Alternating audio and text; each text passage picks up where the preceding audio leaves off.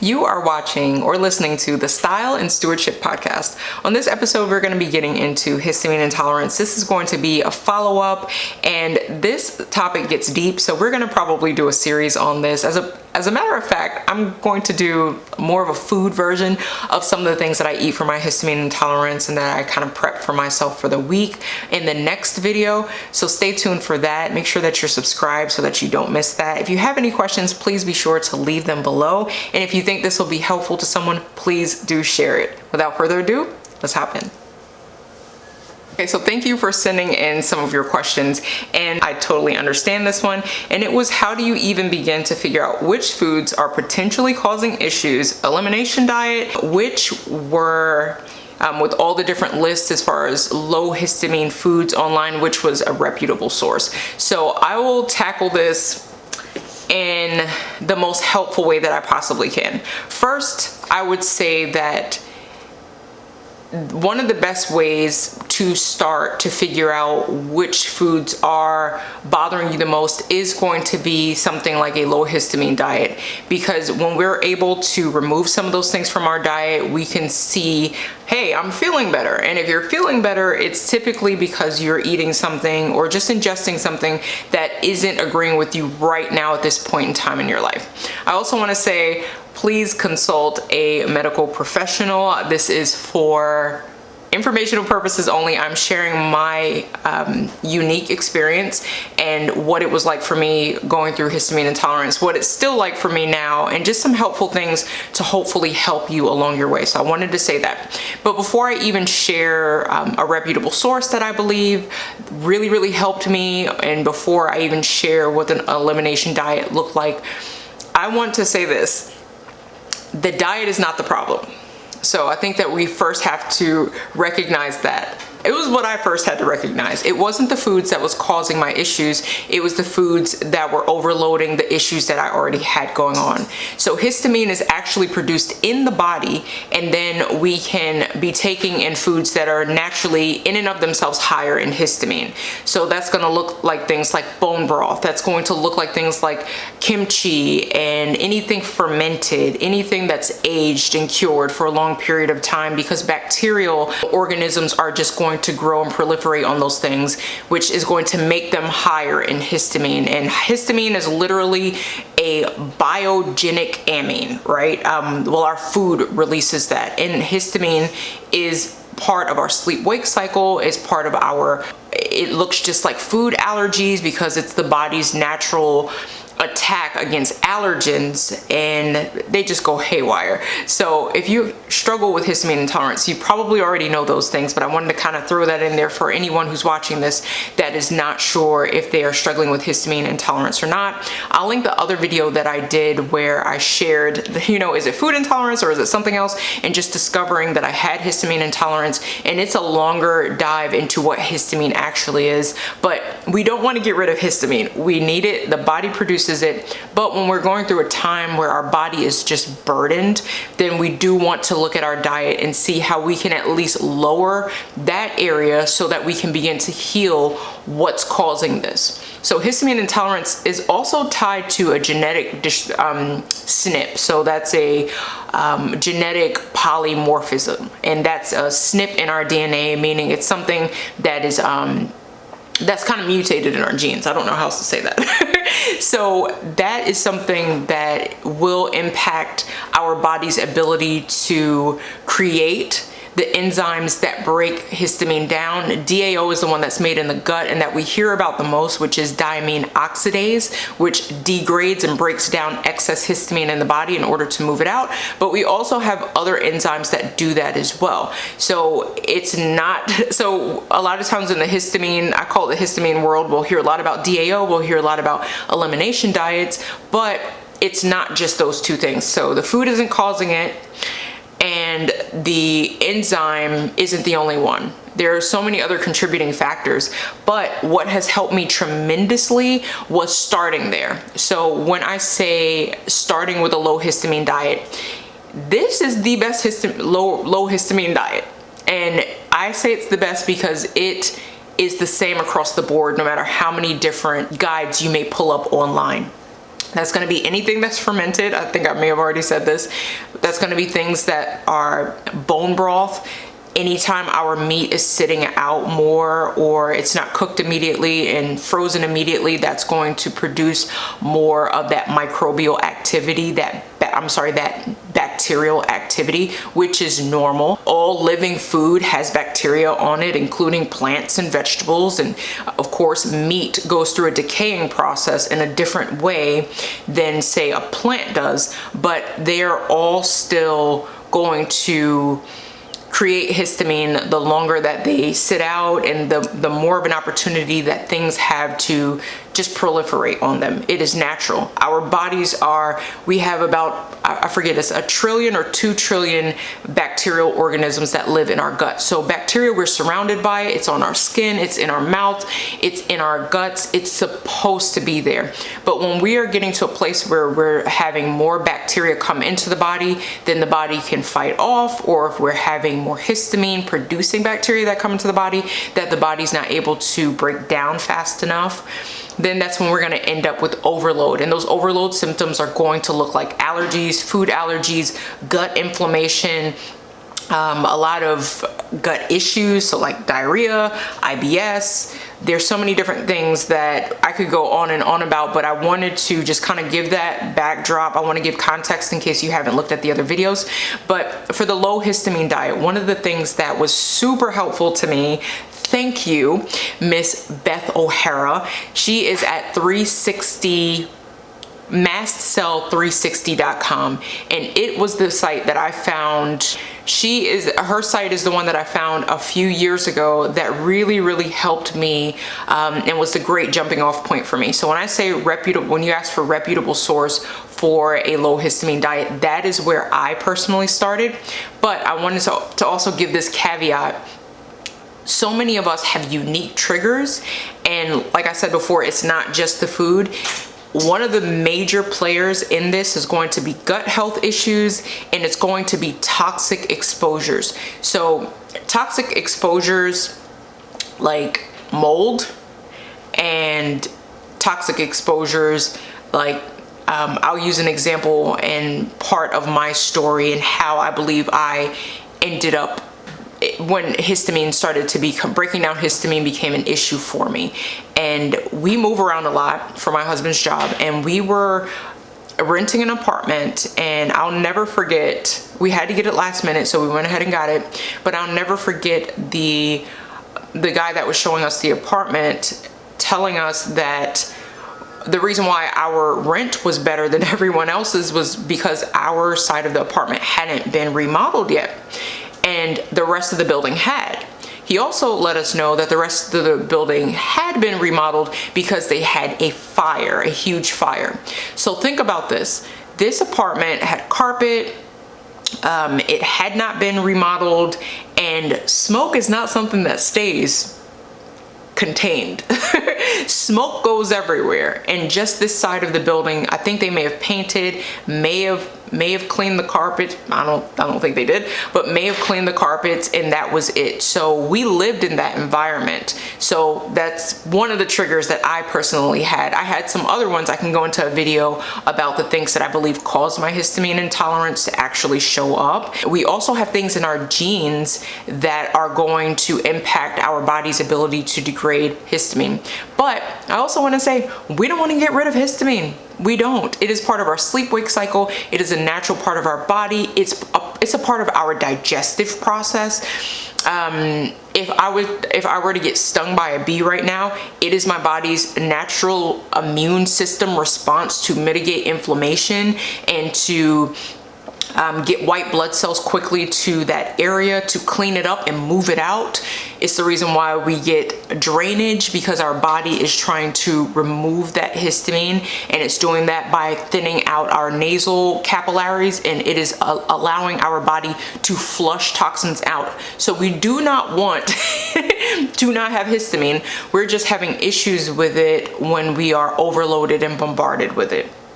So in saying all of that, that is where I would start, and that is what I started with years ago. But I only did that whilst trying to figure out what caused my histamine intolerance to show up.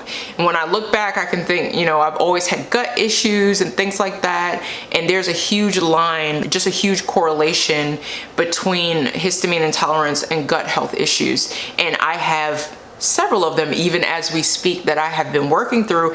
And once I started working on those things, my histamine intolerance and how much I could tolerate of histamine has, I mean, it's like night and day. I can eat things now I could not eat before. I can eat chocolate. I can have avocado twice a week in the form of guacamole, which is one of my favorite things. I love chips and some sort of dip. And I want to encourage you that you can get there too, maybe not with those specific things, but getting to a place where you find out what your exact triggers are is crucial. It's environmental and dietary. So it's your whole lifestyle, right? Are you sleeping? A lot of us with histamine intolerance have insomnia. Mine is the best that it has been in maybe about 8 months. Like, this is the best that it has been, just being able to sleep through the night.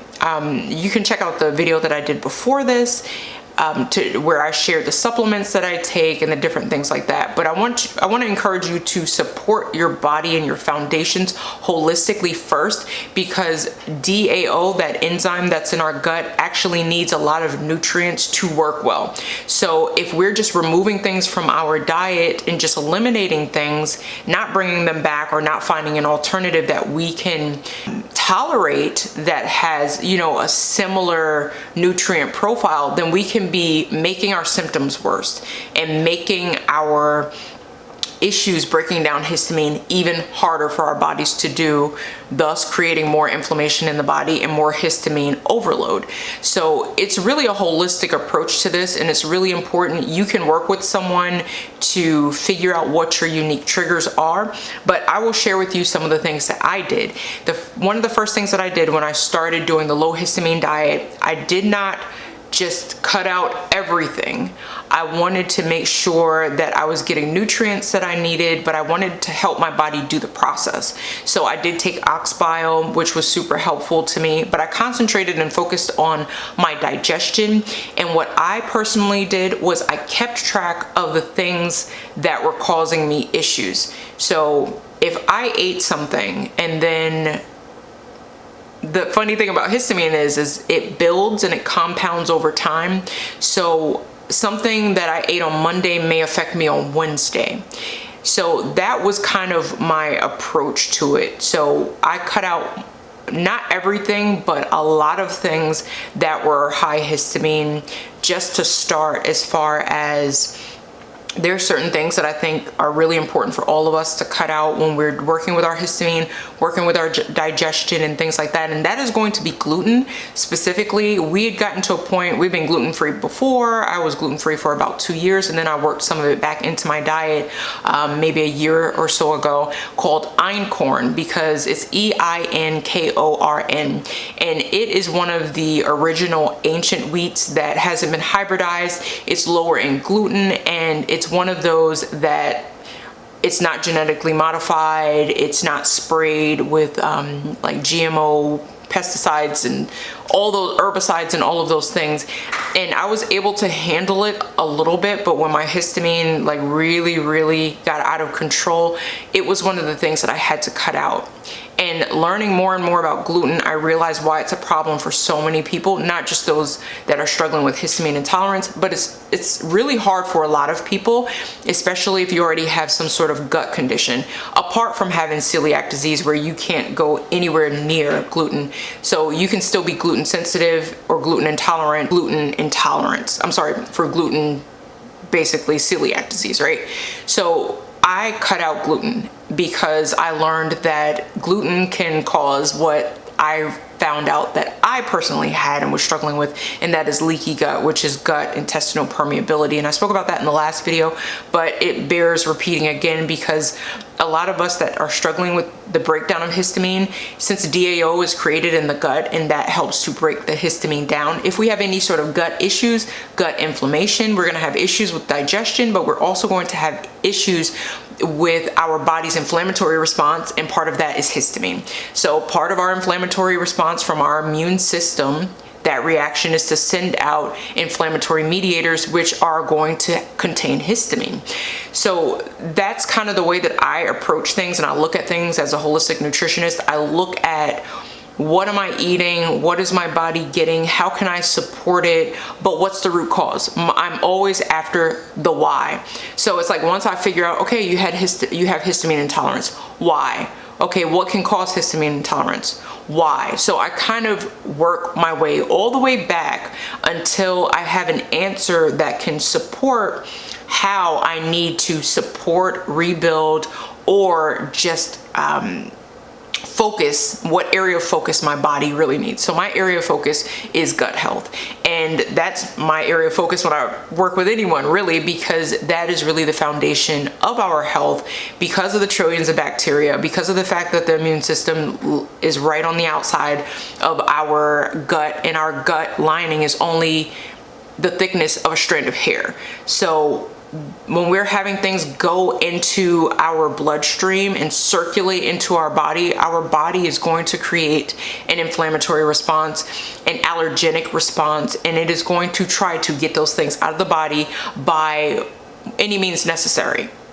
So if we can help our guts to do what they need to do, and if our gut's in the best shape that it can be, then a lot of our histamine intolerance issues really degrade. They really lower. I'm at the point now where I can eat things I could not eat before. There's still certain things that I'm going to stay away from just because my health isn't hurt by not having them. So, gluten, I don't need that in my diet. I can still get my B vitamins from, other things.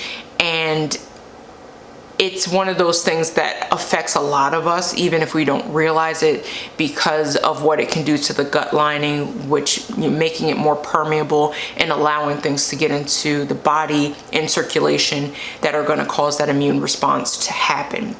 So that's my approach to that.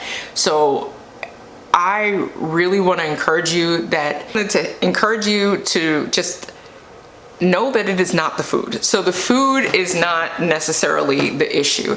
It is just one of those things that we can control. So we can control what we eat. We can't necessarily control what our body's going to do. So that can empower us in the sense that we can try to avoid some things that are going to be problematic for us while we're in a time of healing. But that's the point. We want to get to a place where our body can heal itself and the body can get back in balance. And that's really the way that I look at the body, and that is the way that we need to approach things, because we can always take things out and remove things, but whilst we're doing that, we're also removing the nutrients that they contain, and DAO needs certain nutrients to be able to work. And there are things that all of us can cut out of our diets that are going to impact us. And there are certain things that we don't actually need in the diet. So for example, we don't need gluten. Like, gluten is not a nutrient, even though it's a protein found in wheat and in rye and in barley. It's not a protein that the body needs, like a essential amino acid. We have 9 essential amino acids, and we have to get that in through our diet. We could actually never eat bread again, and we would probably be just fine, because we can get those nutrients in other ways. So I believe that supplements can be extremely helpful, and they were extremely helpful for me and continue to be. And there are certain foods that I can't eat on a regular basis in order to get the things that my body needs. So just like we were talking before about diamine oxidase, one of the things that it needs in order for its production is vitamin C. And vitamin C and citrus for me are pretty problematic. I remember just before I even knew what this was, I would peel an orange and I would sneeze my head off. I would have a runny nose. I would get kind of a lightheadedness, and it was almost like an allergic reaction even before I ate the thing. So my husband even knows, like, when he peels a clementine, like, he has to go to a separate room because it just stirs something within me. Not as much as it did, but it does. So we need to take into account the things that when we're removing them for a time, in our diet, it's important to try them again, or to try them in kind of levels and amounts that we can tolerate, so that we're getting in the nutrients that they provide, because it's not the food that's actually causing it. There are foods that we should definitely stay away from if we can help it, because one, they're not necessary because it's the process that they've gone through. For example, what I mean by that is pickles. So I make like refrigerator pickles, which are really delicious, and I can control the amount of vinegar that I put on them. And I'm more sensitive to apple cider vinegar than I am to white vinegar. And that's just something that I've learned. So because of that, I can make refrigerator pickles, and I'll share that recipe soon. And at the same time, I can't have something that's a fermented pickle. I can still get the benefit of having, you know, the minerals that are in the cucumber from the one that hasn't been fermented. Fermenting is just a process so that we can get beneficial bacteria, but the beneficial bacteria isn't beneficial for those who cannot tolerate it, and it sends you into just a really, really like histamine, like bombarded storm. I don't even know what to call it, but a major flare. So another example of that would be, I can eat cabbage, right? And sauerkraut is made from cabbage, but I can still get the benefit of the cabbage, which that's going to be the sulfur containing aspect of the cabbage, and the fact that that is really, really great to feed good gut bacteria that's present in me already, without going to sauerkraut, which is a fermented one that has several, probably thousands of bacterial strains within it. So you see what I'm saying? So I'm not necessarily cutting something out of my diet when I'm looking at it as the fact that I'm still getting in that food. I'm just cutting out the ones that are processed in a way that my body can't handle. I hope that that's helpful. So when we're looking at things like, I make a vegetable broth instead of a bone broth, and I can get a lot of minerals in there based on the different herbs that I put in there, and the different vegetable skins that I put in there. And I can get a nutrient benefit for making my own vegetable broth without making something like a bone broth. I can make a meat stock broth that's a quick one, instead of it stewing and cooking all day, because the longer something stews and cooks and things like that, that is going to be problematic for someone who has a histamine overload. So that's just an example. I can still have a meat broth and get some of those amino acids in, a little bit of glycine, not as much, but I can still get that in without doing this long process of, you know, making a bone broth. I can still make that for my family, and I can make a meat broth for myself. When you are in a place of healing and you are able to tolerate things, maybe work in a little bit of bone broth. You know, maybe just stick to the meat broth, but my point is, you're still getting the benefit and the nutrient from that thing without cutting it out of your diet. You're just cutting out the way something was processed out of your diet. That to me was really, really helpful to get the mindset that I still need to eat for nutrient and for nutrition's sake, but I can remove those things that I can't tolerate for a time, and hopefully work some of those things back in after a time of healing. So that is the time, that's the only reason why we want to cut out a lot of the things that are causing histamine issues for us. And that is because we need to get to a place where we find out the why behind the why.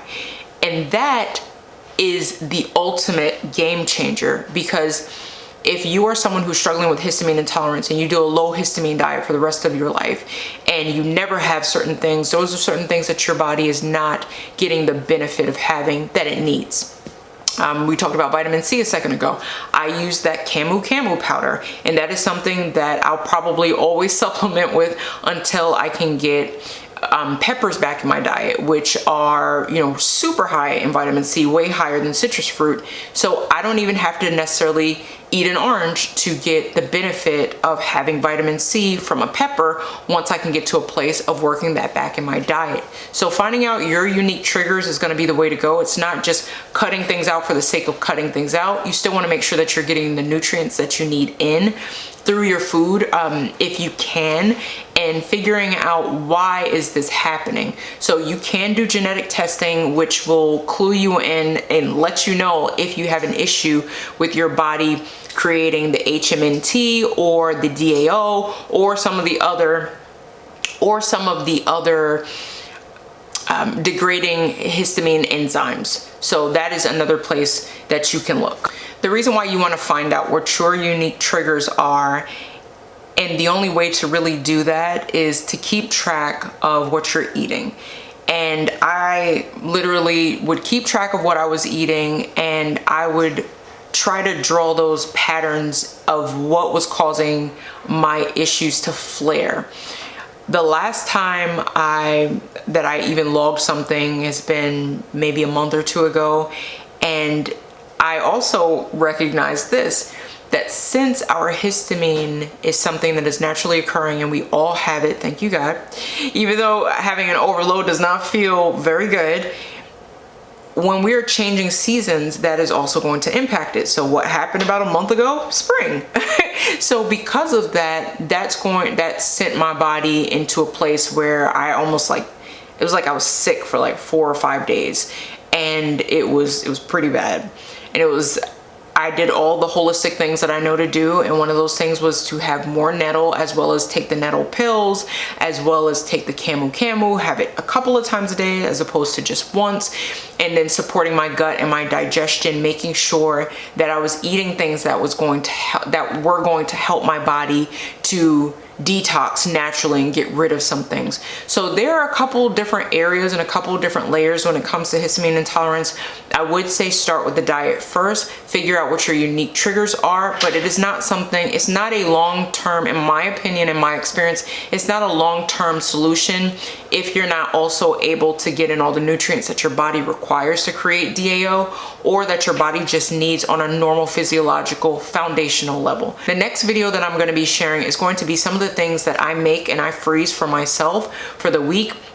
Not necessarily a giant meal prep, but there are certain things that I'll freeze throughout the week to make sure that I have something that I can grab and go with, that are going to be packed with protein and nutrients that I know that I can tolerate, but I make sure that I freeze those things. I'll share those coming up with how I do that, how I kind of manage this throughout the week, because it is something that I do live with, and there are other things that I am still addressing so that my body can not be so overwhelmed with the burden of toxins and things like that, environmental things, as well as breaking down histamine that comes in through my food. So if you have any questions, be sure to leave them below and let me know if you had any aha moments. Let me know if you are considering doing a low histamine diet. I will link the mastcell360.com below, and that's by Beth O'Hara. She does a phenomenal job of sharing her mast cell activation syndrome and her histamine intolerance. But I think it's really important to figure out what your unique triggers are, make sure that your body is getting what it needs, and using that as just the low histamine diet as a way to just lower inflammation and help you to get to a place where you figure out why you are having these issues, what caused it, and how you can support your body. It's not just about removing things, because that is certainly not what we want to do. We don't want to have our body not make histamine.